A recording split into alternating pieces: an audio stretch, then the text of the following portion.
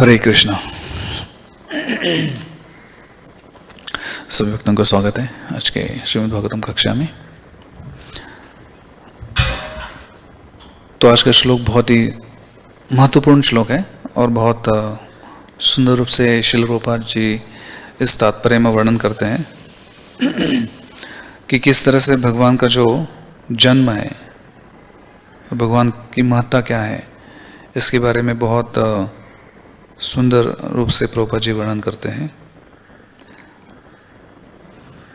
तो हमें सभी को पता है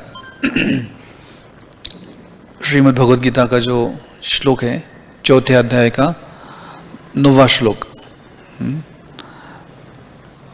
जो सभी भक्तों को पता है श्लोक को, जिसमें भगवान कहते हैं जन्म कर्म च मे दिव्यम एवं यो वेत्ति तत्वतः। और उसका आगे क्या है? त्यक्त्वा देहम पुनर्जन्म नैति मामेति सोर्जन। तो इस श्लोक में भगवान कहते हैं कि मेरा जन्म और कर्म, जन्म कर्म च में दिव्यम, तो ये दिव्य है।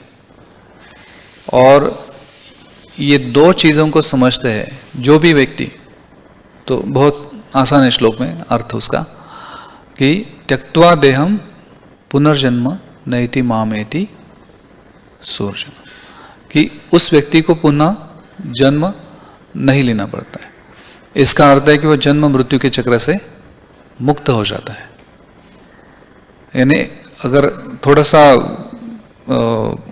अच्छा विचार करेंगे, थोड़ा सोचेंगे इसके बारे में, तो बहुत बड़ी भेंट भगवान दे रहे हैं कि सिर्फ ये दो चीज़ें करने से, दो चीज़ें जानने से, यानी भगवान बहुत बड़ा गिफ्ट दे रहे हैं कि पूरी तरह से आप मुक्त हो सकते हैं। तो ये दो चीज़ों को जानना एक दृष्टिकोण से श्लोक बहुत छोटा लगता है कि मेरा जन्म और मेरा कर्म, ये दो चीज़ें दिव्य है। ऐसे जानने से हमें क्या प्राप्त होता है? गोलोक वृंदावन प्राप्त हो जाता है। यानी इट्स, उस दृष्टिकोण से देखेंगे तो बहुत बड़ी बात है। तो इसलिए ये दो चीज़ों को समझना भक्तों के लिए बहुत ज़रूरी है। यानी सिर्फ दो ही चीज़ें समझते हैं तो भगवत धाम जा सकते हैं। दो चीज़ें समझने से आप मेरे धाम वापस आ सकते हैं। तो इसका मतलब है कि भक्ति का बहुत महत्वपूर्ण अंग है या फिर बहुत बड़ा मर्म है कि भगवान बहुत बड़ी ऑफर दे रहे। ऐसे कभी कभी बहुत बड़ा ऑफर मिलता है ना कि 90% ऑफ, बम्पर प्राइस रहता है उसमें। तो उसी तरह से ये श्लोक में भी है कि ये दो चीज़ें समझ जाएंगे तो आप भगवत धाम वापिस आ सकते हैं।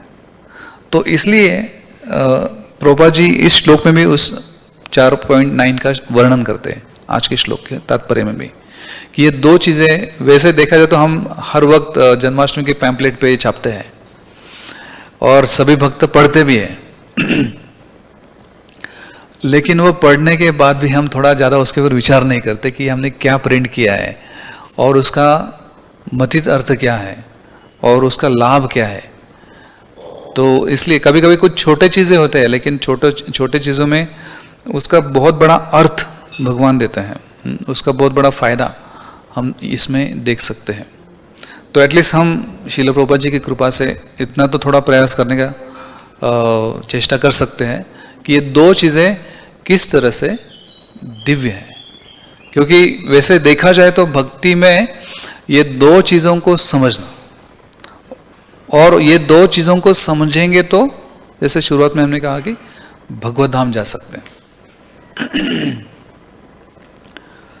तो ये दो चीजें किस तरह से दिव्य हैं, क्योंकि उसको हम देखने का प्रयास करते हैं।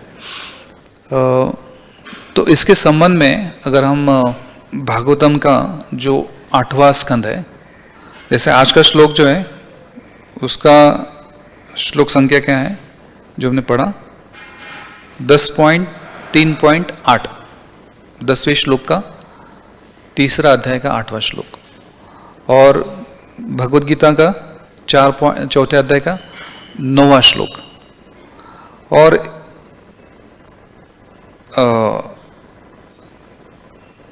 इसके संबंध में भागवतम का 8वां अध्याय, 8वां स्कंद जो है, उसमें 3रा अध्याय गजेंद्र की संपूर्ण स्तुति, समर्पण स्तुति। तो इस 3रे अध्याय में भी 8वां श्लोक 8.3.8 और 10.3.8, तो ये 2 श्लोकों को जीव गोस्वामी उसको विशेष रूप से लेते हैं, क्योंकि इस श्लोक में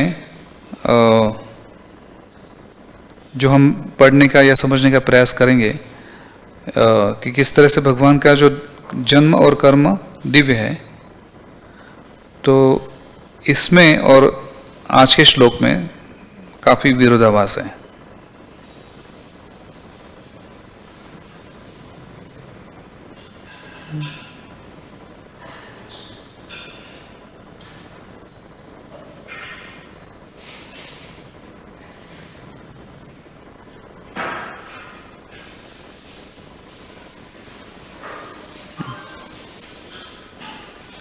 तो इसमें लिखा है कि न विद्यते यस्य च जन्म कर्म वा न नाम रूपे गुण दोष एव वा तथापि लोकाप्य संभवाय यस्वमायया तस्यानु काल मृच्छति। तो इस श्लोक में अगर हम देखेंगे तो गजेंद्र ये आई थिंक इट्स में ओपन नहीं हो रहा।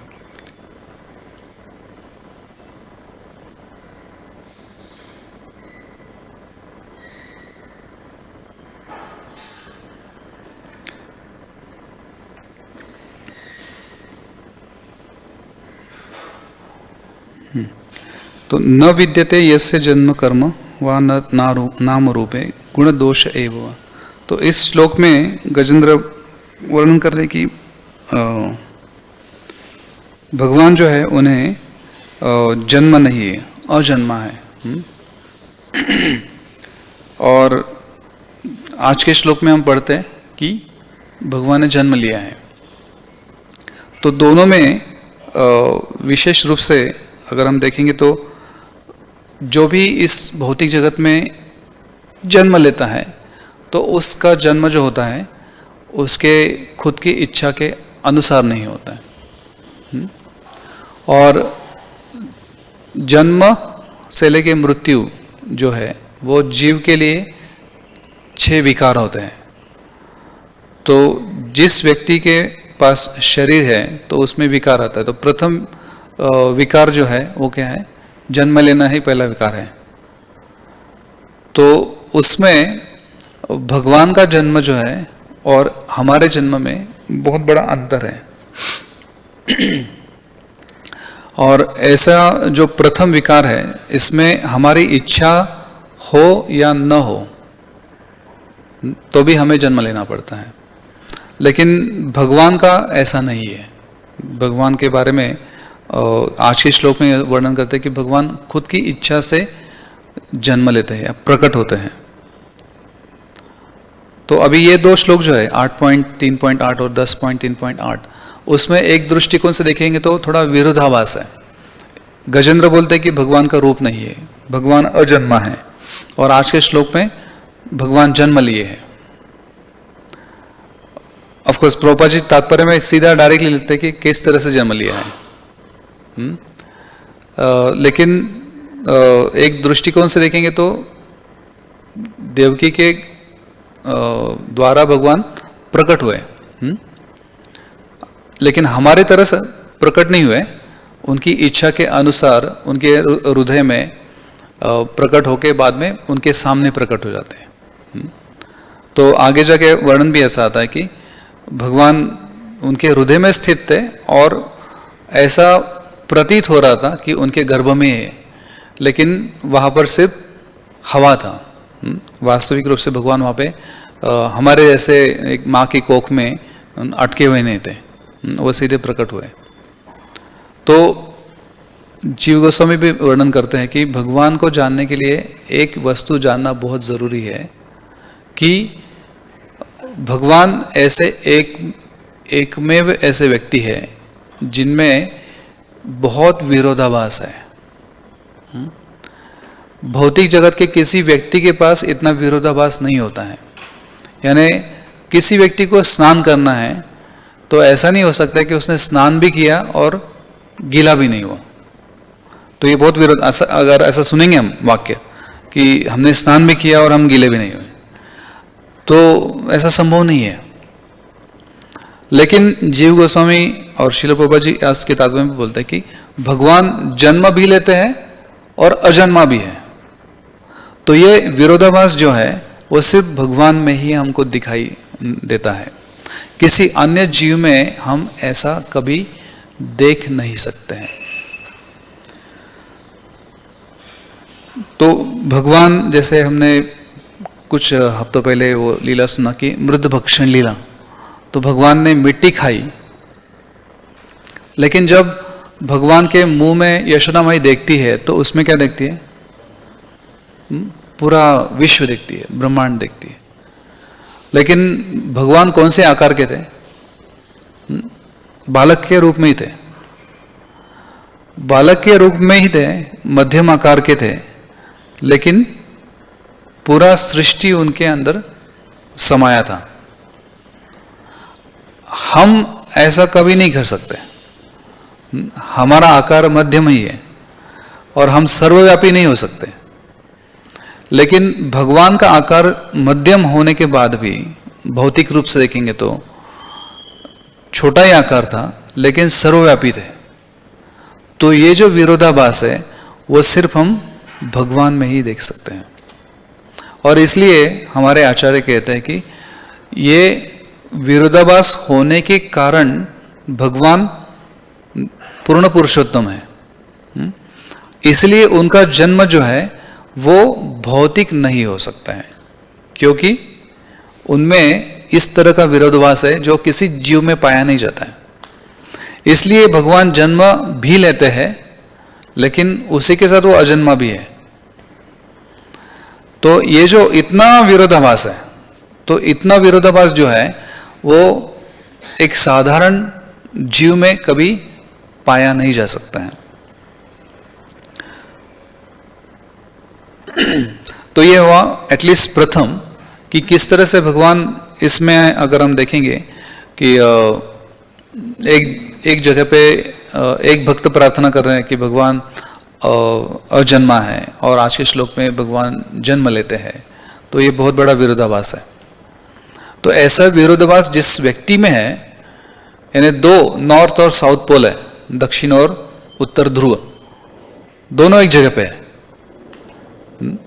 तो ऐसे जहां पर ऐसा समन्वय या फिर ऐसा संगम जहां पर होता है, तो उस व्यक्ति को भगवान कहते हैं कि जिसमें दोनों भी इतने विरुद्ध चीजें एक ही जगह पे दिखाई देते हैं। जैसे अभी इसकी पुष्टि करने के लिए, जैसे जो 8.3.8 श्लोक है, उसके संबंध में हम देखते हैं कि कुछ उपनिषदों में भी वर्णन किया है कि भगवान जो है अरूपस्य है, भगवान का रूप नहीं है, भगवान अजन्मा है। तो ऐसा अलग अलग जगह पे हम देखेंगे तो वहां पर वर्णन है कि भगवान का रूप नहीं है, भगवान का नाम नहीं है, भगवान का कर्म नहीं है, अकर्मस्य, निर्विशेष, निराकार। और उसी उपनिषद में ऐसे कठोपनिषद में इसका ऐसा वर्णन है, और किसी अन्य उपनिषद में वर्णन है कि भगवान रसमय है। तो ये भी विरोधाभास है कि रस भी नहीं है और रसमय भी है, रूप नहीं है और रूप है। तो इसका मतलब है कुछ तो उसमें रहस्य छिपा हुआ है। लेकिन जो साधारण ज्ञानी होते हैं, तर्क वितर्क करने वाले लोग होते हैं, वो इस रहस्य को जान नहीं पाते, इसलिए उनका जो समझ है वो क्या हो जाता है? भगवान निराकार है। लेकिन दोनों भी श्लोक श्रुति में ही है, पहला श्लोक भी है, वो श्रुति में है कि भगवान अरूपस्य है, भगवान निराकार है, भगवान को निर्विशेष है, निर्गुण है, निराकार है। तो वो भी लिखा है। और आगे दूसरे उपनिषद में ऐसा भी लिखा है कि भगवान में पूरी तरह से सभी रसों का प्रकटीकरण है, भगवान रूपधारी है, रूप वाले हैं, भगवान में बहुत से अलग अलग गुण है। तो इसका मतलब है कि एक जगह पे वर्णन किया है कि भगवान का अरूपस्य है, तो इसका अर्थ क्या होता है? अगर एक ही श्रुति में दोनों भी चीजें वर्णन किए, यानी ये विरोधाभास हो गया वापस कि अरूप भी है और रूप भी है। तो ये विरोधाभास का अर्थ क्या होता है? तो प्रभुपाद जी सीधा बताते हैं कि ये विरोधाभास का अर्थ है कि भगवान को भौतिक रूप नहीं है, भगवान को आध्यात्मिक रूप है। भगवान जन्म नहीं लेते, भगवान जन्म भी लेते हैं, यानी अवतरित हो जाते हैं। और इसलिए इसका जो पूरी तरह से अर्थ समझने के लिए हम प्रयास करेंगे तो आज के श्लोक में इसकी उपमा देते हैं कि जिस तरह से भगवान का जन्म किस तरह से है, जैसे पूर्व दिशा से चंद्र उदय हो जाता है। तो चंद्र उदय जो होता है वो किस तरह से है? अभी हम आज यहां पे है, किसी और देश में चंद्रोदय हो रहा है, किसी और जगह पे चंद्रोदय हो रहा है। इसका मतलब कि चंद्र का उपमा यहां पर दिया है बहुत ही पूरक है, क्योंकि चंद्र उदय होता है वो कंटिन्यूस हो रहा है। और इसलिए हम कहते हैं कि भगवान का जो अवतार है वो भी कंटिन्यूस हो रहा है। 5000 साल पहले हमारे यहाँ पे हुआ था और अभी किसी अन्य जगह पे भगवान का जन्माष्टमी एक्चुअली है। तो उस दृष्टिकोण से देखेंगे तो हर दिन भी जन्माष्टमी मना सकते हैं, क्योंकि हर दिन भगवान कहीं ना कहीं प्रकट हो रहे हैं। क्योंकि उसकी उपमा दी है इस श्लोक में, आज के श्लोक में, कि भगवान चंद्रमा के समान पूर्व दिशा से प्रकट होते हैं, यानी कहीं ना कहीं से प्रकट हो रहे हैं।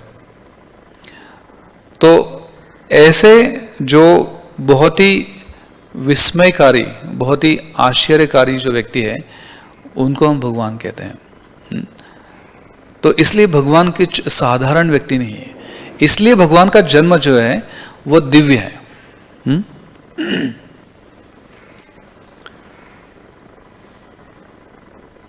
तो आगे हम थोड़ा देखने का प्रयास करते हैं कि कर्म जो है भगवान का वो भी बहुत दिव्य है। तो कर्म दिव्य कैसे हो सकता है? तो कर्म की व्याख्या शास्त्रों में दी है कि कर्म का व्याख्या क्या है कि कुछ व्यक्ति में जब कुछ कमियां होती है वो पूर्ण करने के लिए जो कार्य होता है उसको कर्म कहते हैं। जैसे हमें भूख लगती है तो भूख लगने के बाद हम क्या करते हैं? खाना खाते हैं। तो यानी हमें कुछ कमी लगा और इसलिए हमने कुछ कर्म किया।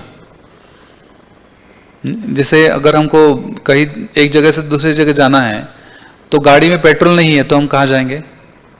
पहले पेट्रोल कम रहेगा तो पेट्रोल भरने के लिए जाएंगे। इसका मतलब वो गाड़ी में कुछ कमी थी, उसको पूर्ति करने के लिए हमने कुछ क्रिया किया।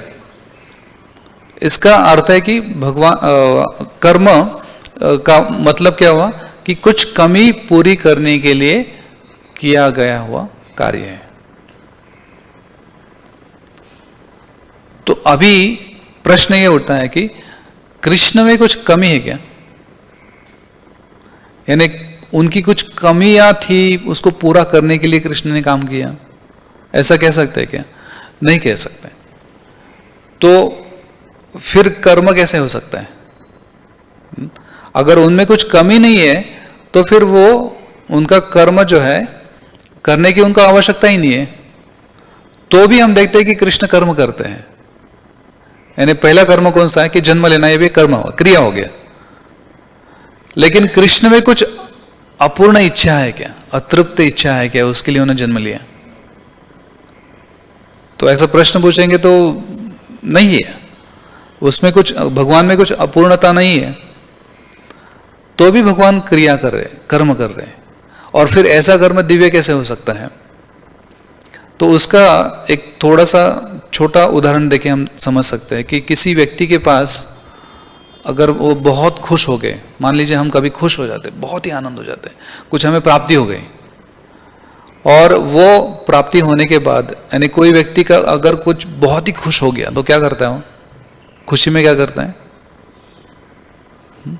खुशी में बहुत ज्यादा खुश हो गया तो पहले तो थोड़ा खुश हो गया तो हंसता है। तो हंसने के पीछे कुछ हेतु है क्या? खुशी है। और बहुत ज्यादा खुश हो गया तो नाचता भी है, तो उसके पीछे कुछ कारण है क्या? खुशी है, उसके पीछे कुछ हेतु नहीं है, यानी कुछ कमी है, इसके लिए उन्होंने क्रिया नहीं किया। पूर्ण है इसलिए भी क्रिया कर सकते हैं। तो उसी तरह से शास्त्र बताते हैं कि भगवान आनंद के स्रोत है, उनके अंदर इतना आनंद है, और वो आनंद के कारण उनमें कुछ कमी है इसलिए क्रिया नहीं है उनका। जैसे मान लीजिए कि कृष्ण, जैसे प्रभा जी सीधा सीधा बोलते हैं कृष्ण बुक के पीछे जो पहले पुराना जो किताब था, कि कृष्ण को भगवान बनने के लिए कुछ योग साधना नहीं करनी पड़ती। तो ऐसे तथाकथित जो लोग हैं वो लोगों को बताते कि हमने भगवान बनने के लिए हिमालय में जाके बहुत बड़ी तपस्या की। तो प्रभुपाद जी बोलते कि ऐसा जो व्यक्ति बोलता है वो भी मूर्ख है, और ऐसे बोलने वाले व्यक्ति को जो सुनता है वो तो और ज्यादा मूर्ख है, क्योंकि उसे भगवान का अर्थ ही समझा नहीं है। तो प्रभुपाद जी बहुत क्लियरली बोलते हैं कि भगवान को भगवान बनने के लिए कुछ करना नहीं पड़ता है। यानी किसी जीव को ऐसी कमी लगती है कि मैं भगवान नहीं हूं, इसलिए मुझे भगवान बनना है, तो इसका मतलब भगवान नहीं हो सकता है। तो भगवान भगवान ही है। तो इसलिए कृष्ण के अंदर कुछ कमियां नहीं है, और वो कमियों को पूरा करने के लिए भगवान कर्म करते हैं, ऐसा नहीं है। तो इसके आधार पर भगवान के जो हर एक क्रिया है वो हेतु रहित है, सिर्फ आनंद का कारण है, यानी पूर्णता है। इसलिए ईशोपनिषद में क्या लिखा है? ओम पूर्णम अध पूर्णम पूर्णात् पूर्णम उदच्यते पूर्णस्य पूर्णमादाय पूर्णमेवावशिष्यते। तो वो पूर्ण है और आनंद से भरे हुए हैं, और पूरी तरह से आनंद से भरे हुए, इसलिए वो यहाँ पर आके नृत्य करते हैं उनके भक्तों के साथ। तो आनंद प्रदान करने के लिए उनका प्रकटीकरण होता है, और इसलिए भगवान का जो कर्म है वो दिव्य है। तो अगर अभी हमने ये दो चीजें समझ ली, इसका मतलब है कि भगवान, क्योंकि हमने भगवान की कंडीशन पूरी कर ली। अगर ये हम ध्यान में रखेंगे कि अनादि काल से या फिर शाश्वत रूप से अगर हम समझ लेंगे कि भगवान का जन्म और कर्म दिव्य है, ये पूरी तरह आत्मसात किया, तो भगवान का पूरा हो गया। भगवान का कंडीशन क्या है? भगवान हमें कब स्वीकार कर सकते हैं? ये दो चीजें समझ लिया तो अगर हमने ये दो चीजें समझ लिए तो हम ये समझ सकते हैं कि हम भगवत धाम जा सकते हैं, क्योंकि भगवान का जो बोला हुआ भगवत गीता में जो वचन है उसको हमने पूरा किया कि जो भी व्यक्ति, भगवान ऐसे नहीं बोलते कि सिर्फ सन्यासी या फिर सिर्फ जो वानप्रस्थ लिया है या फिर जो बहुत ही पूरी तरह से मुक्त है वो मेरे धाम में आ सकता है। भगवान क्या बोल रहे हैं यहाँ पे? जो व्यक्ति, जो यानी कोई भी व्यक्ति अगर ये समझता है कि मेरा जन्म और मेरा कर्म दिव्य है, तो वो जन्म मृत्यु के चक्र से मुक्त हो जाता है। तो इसलिए अगर हम देखेंगे तो तुकाराम महाराज भी उनके अभंग में लिखते हैं कि गोकुळीच्या सुखा अंतपार नाही लेखा, बाळ कृष्णानंदा घरी आनंदल्या नर नारी। तो भगवान जहां पर भी प्रकट हो जाते हैं तो वहां पे आनंद ही आ जाता है, क्योंकि वो खुद ही आनंद के घन स्वरूप है। और इसलिए हमारे आचार्य अगर हम देखेंगे तो बहुत सुंदर रूप से वर्णन करते हैं कि किस तरह से भगवान स्वयं आनंद से भरे हुए हैं, और इसलिए वो जहाँ पर भी प्रकट हो जाते हैं वहाँ पर ऑटोमेटिकली आनंद आ जाता है। और इसलिए प्रभुपाद जी बोलते हैं कि कृष्ण कथा सुनते हैं, कृष्ण कथा जहाँ पर भी चलता है वहाँ पर भी सब भक्त आनंदित हो जाते हैं, क्योंकि बाहर का जो जीवन है वो आनंद से भरा हुआ नहीं है, दुख से भरा हुआ है। और जैसे हम कल देख रहे थे कि यहाँ पर इस लेन में रात को 12 बजे कोई व्यक्ति उसमें बिल्ली के साथ खेल रहे थे, उनको ट्रेनिंग दे रहे थे।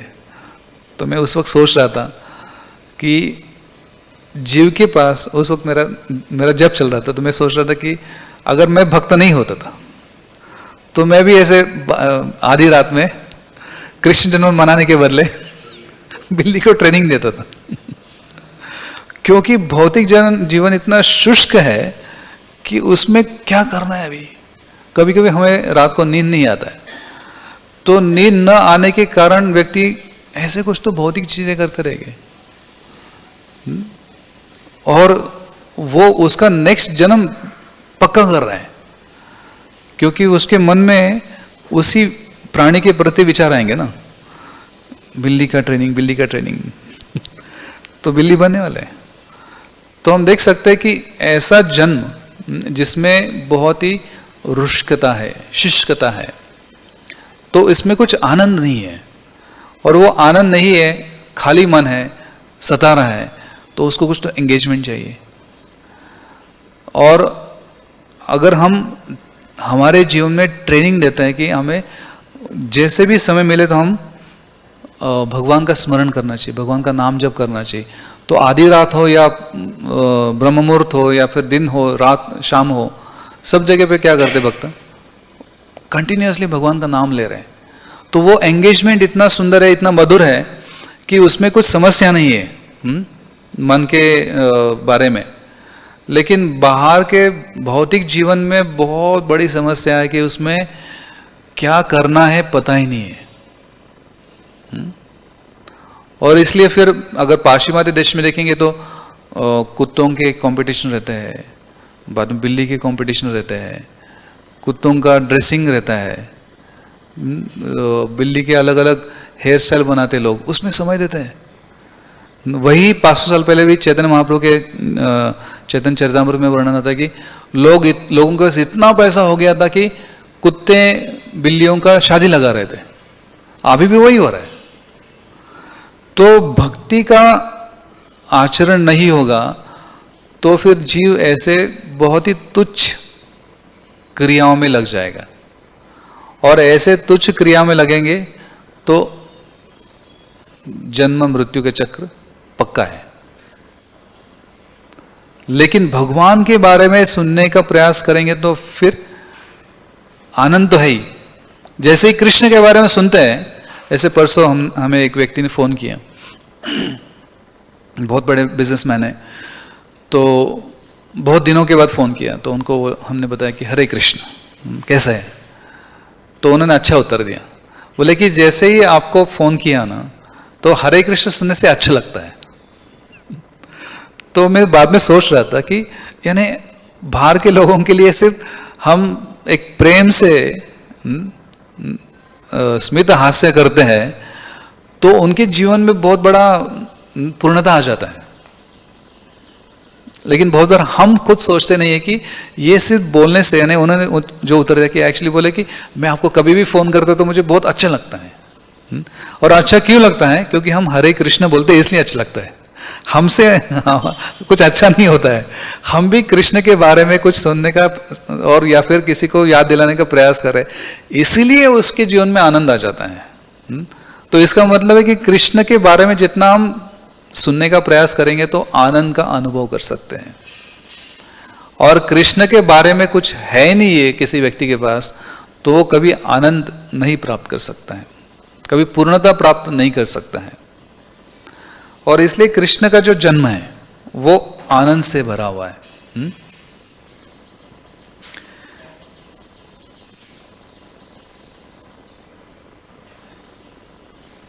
तो ये जो श्लोक है आज का जो हमने पढ़ा है, 10वें श्लोक का 3रा अध्याय का 8वां श्लोक, तो इसमें उसको हम वापिस देखते हैं।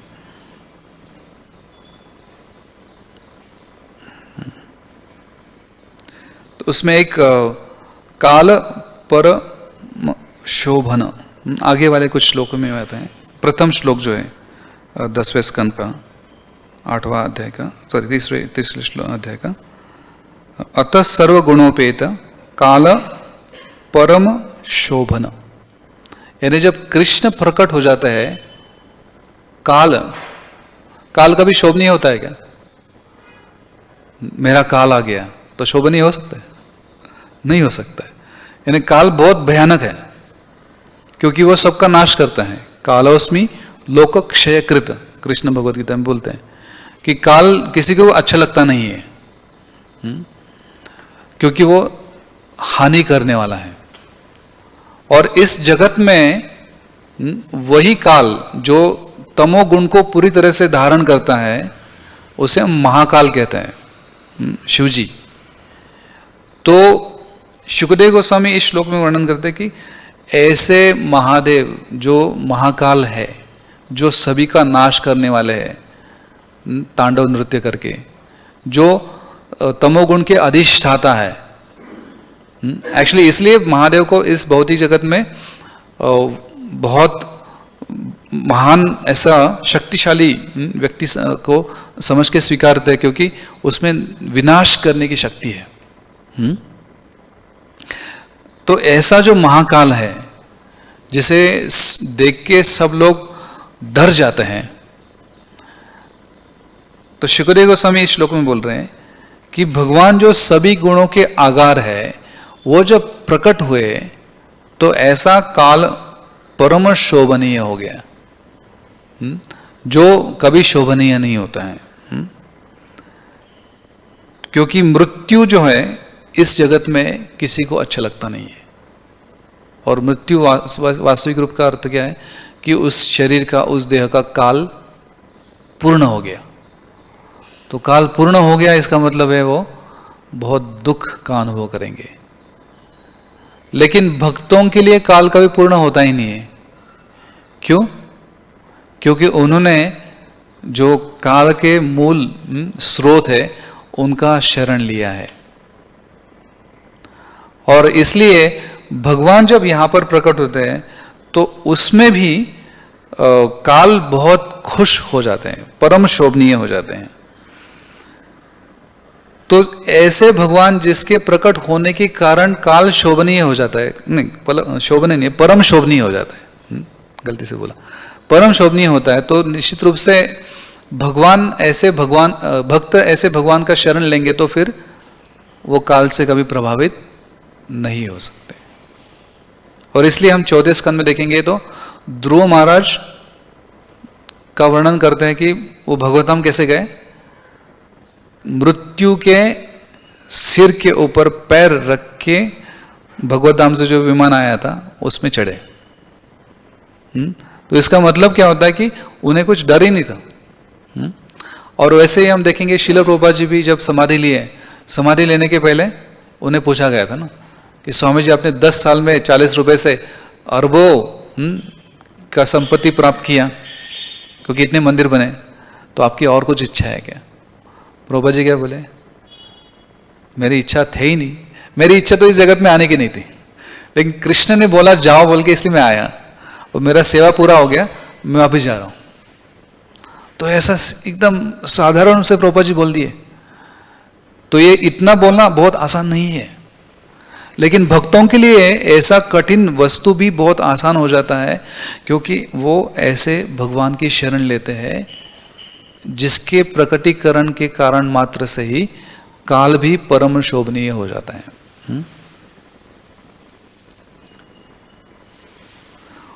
तो आगे इसका मतलब है, हमारे आचार्य बोलते हैं कि अगर काल भी परम शोभनीय होता है तो प्रकृति कितनी शोभनीय हो जाएगी।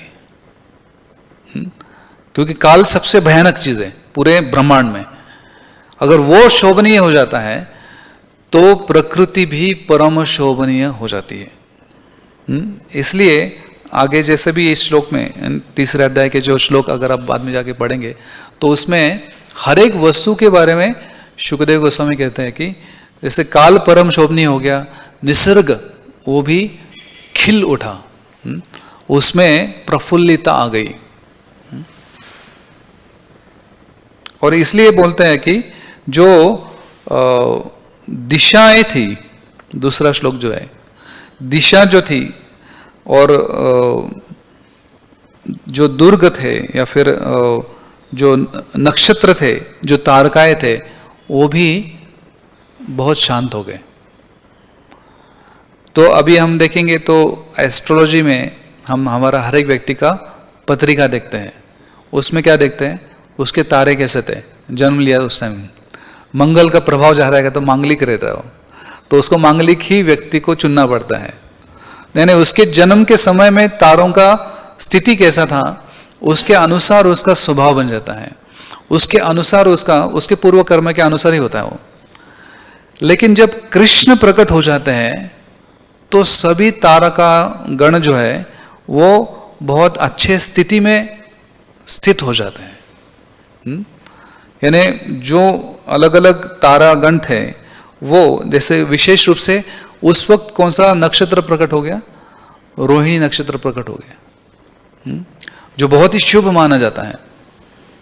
तो इसलिए काल परम शोभनीय हो गया, प्रकृति परम शोभनीय हो गई, और उसके कारण जितने तारका गण थे वो भी परम शोभनीय हो गए और उनके स्थिति में उनके जो स्थिति में वो अच्छी तरह से स्थिर हो गए। तो ये सिर्फ इफेक्ट है कृष्ण का आने का।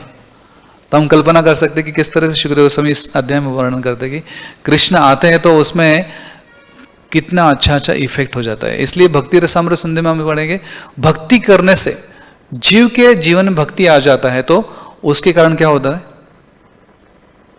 उसका जो जीवन है, व्हाट इज द श्लोक, 6 इफेक्ट्स ऑफ भक्ति, क्लेशाग्नि शुभदा जो है, 6 इफेक्ट जो है भक्ति रसामृत सिंधु में वर्णन किए, तो वो सब 6 अच्छे गुण जो है या फिर 6 गिफ्ट्स है वो भक्त के जीवन में आ जाता है।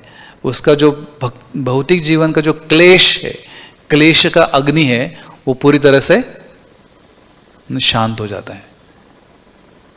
तो उसी तरह से आगे हम देखेंगे कि प्रकृति, काल, तारकाएं, तारे वो सब शांत हो गए, और उसी के साथ जो अग्नि था वो भी शांत हो गए।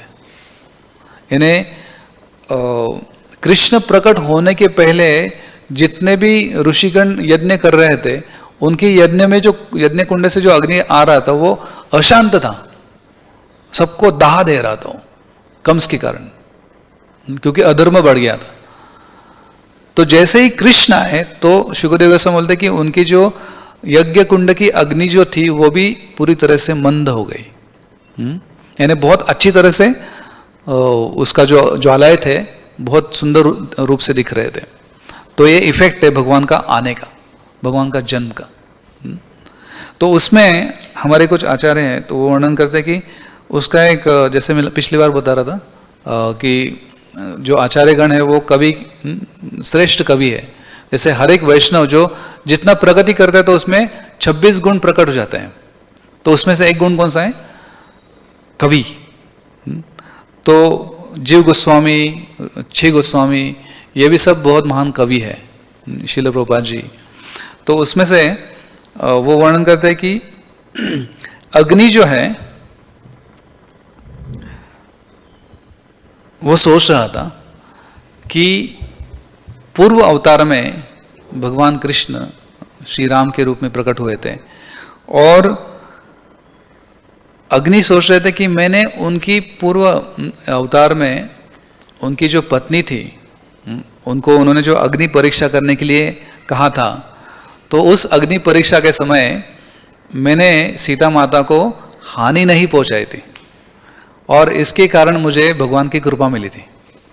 क्योंकि सीता का जो अग्नि परीक्षा हुआ था उसमें उनको कुछ दाह नहीं हुआ था ना। तो दाह क्यों नहीं हुआ था, सीता माता तो शुद्ध थे ही, लेकिन उसमें अग्नि ने उनका दाह दिया नहीं था।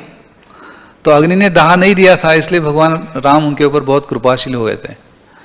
तो वही भगवान अभी वापस प्रकट हुए हैं, ये सोच के अग्नि जो है बहुत मंद रूप से प्रकट हो जाते हैं उनकी यज्ञ कुंडों में। और जितने भी वस्तुओं का वर्णन किया है शुकदेव गोस्वामी ने, तो उसके बारे में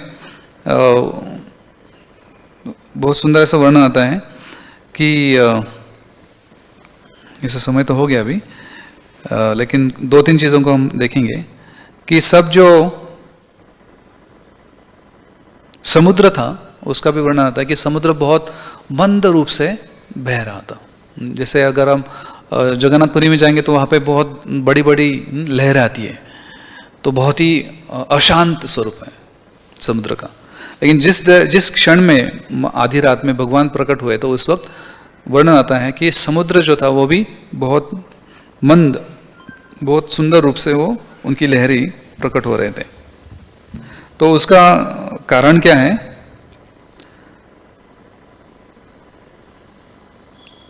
तो समुद्र का और एक नाम बताते हैं सरितपति, यानी सरित यानी नदियाँ, जो नदियों के पति है उनको सरितपति बोलते हैं। तो ऐसे समुद्र में जो नदियों के पति है, उनका जब समुद्र मंथन हुआ था, जो 8वें स्कंद में वर्णन है उसका, तो ऐसे समुद्र मंथन में कौन प्रकट हुआ था? लक्ष्मी जी प्रकट हुए थे। और इसलिए लक्ष्मी जी किसकी पुत्री हैं? समुद्र की पुत्री है। तो इसका मतलब है कि नदियाँ लक्ष्मी जी की माता हो गए।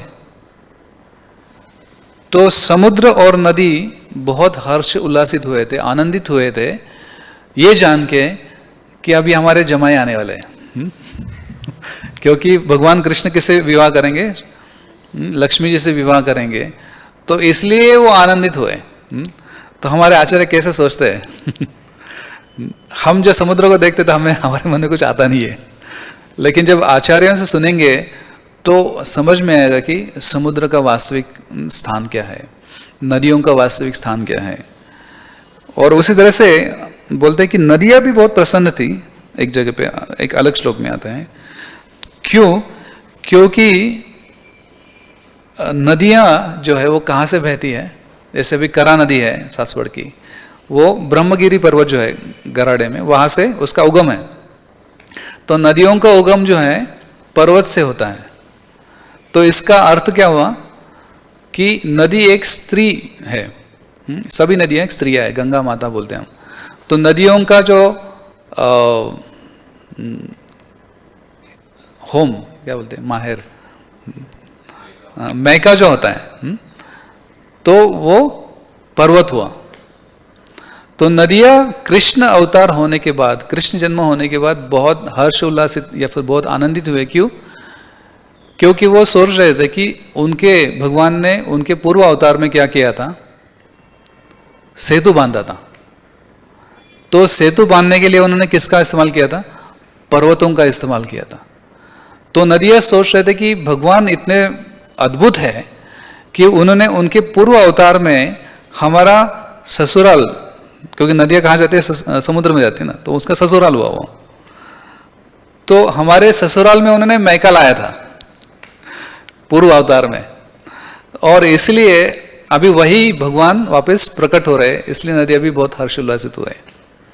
तो इस तरह से आगे तो बहुत है, लेकिन समय खत्म हो गया अभी। तो हम देखेंगे कि भगवान का जो जन्म है वो बहुत ही मधुर है और उसमें बहुत अद्भुतता है। और ऐसे जन्म को सुनेंगे, ऐसे क्रियाओं को सुनेंगे, भगवान की लीलाओं को सुनेंगे, तो फिर हम जो भगवान ने दिया हुआ प्रॉमिस है वो पूरा करते हैं। भगवान की जो शर्त है कि अगर आपको भगवत धाम आना है तो मेरा जन्म और मेरा कर्म जो है वो दिव्य है, ये समझना है। और इसमें जितना ही हम ये पूरे प्रकृति को समझने का प्रयास करते हैं और प्रकृति को भगवान से जोड़ते हैं। एक्चुअली हमारे आचार्य क्या करते हैं, ऐसे प्रभुपाद जी हर रोज मॉर्निंग वॉक में जाते थे तो भक्तों को सिखाते थे कि ये देख के आप क्या समझ सकते हो। यानी प्रकृति को देखना तो पड़ता ही है, लेकिन जो नॉर्मल लोग रहते हैं उनकी दृष्टि तो बहुत संकुचित रहती है। लेकिन भक्तों की दृष्टि बहुत विशाल रहती है, क्योंकि उसमें वो ऐसे सब भगवान से जुड़े हुए वस्तुओं को देखते हैं जो भगवान विशाल है। तो ऐसे भगवान से वो सब चीज़ों को जोड़ते हैं और फिर उसमें मधुरता आ जाती है, उसमें आनंद आ जाता है। तो ऐसे कवित्व जिसमें कृष्ण नहीं है, ऐसे कवित्व का कुछ लाभ नहीं हो सकता है। लेकिन ऐसा कवित्व जिसमें कृष्ण के बारे में, कृष्ण के जन्म और कर्म के बारे में वर्णन किया हुआ है, ऐसे कवित्व को सुनेंगे तो निश्चित रूप से हम कृष्ण के प्रति आसक्त हो जाएंगे, और वो आसक्ति के कारण हम पूरी तरह से मुक्त हो जाते हैं। हरे कृष्ण। बहुत बहुत धन्यवाद। ग्रंथराज श्रीमद् भागवतम की जय, श्रील प्रभुपाद की जय, अनंत कोटि वैष्णववृंद की जय, श्री कृष्ण जन्माष्टमी महोत्सव की जय। तो आगे का जो वर्णन है कई अलग क्लास में हम चर्चा करेंगे। हरे कृष्ण।